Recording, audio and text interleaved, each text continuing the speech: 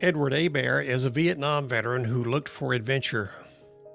He found it on a bicycle ride across America. His story was covered in a WebWire article titled Ex-Vietnam Medic's Bike Trip Across America. It's about meeting people. Edward was an Army medic in Vietnam. That job brought him lots of excitement. But he came home to a life with no adventure.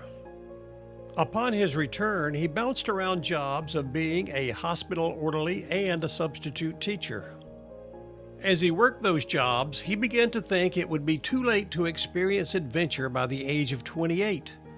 In 1972, he decided to go and seek adventure. With $250 in his pocket, a bicycle, and a pack weighing 37 pounds, he set off on an adventure of a lifetime.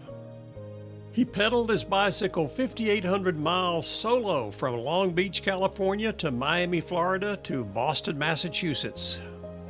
Edward found lots of excitement and adventure on the trip as he endured 110-degree heat in southwest deserts, crossed the intimidating Rocky Mountains, fought off Mississippi mosquitoes, and sweated in the humid swamplands of the South. He spent nights in an assortment of places that included abandoned buildings, fire stations, jails, and under porch roofs. At age 68, Edward decided to go on another bicycle adventure.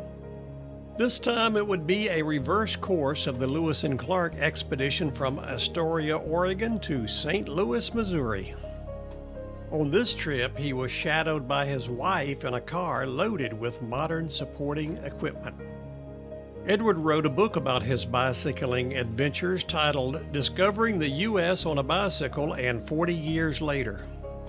You are highly encouraged to get a copy of this interesting and well-written account of his amazing adventures. In it, he shares observations of finding the people and adventures from small-town America to the St. Louis Gateway Arch. Go to the podcast website and go to episode 913, and there will be a link where you can purchase that book and be reading it within minutes.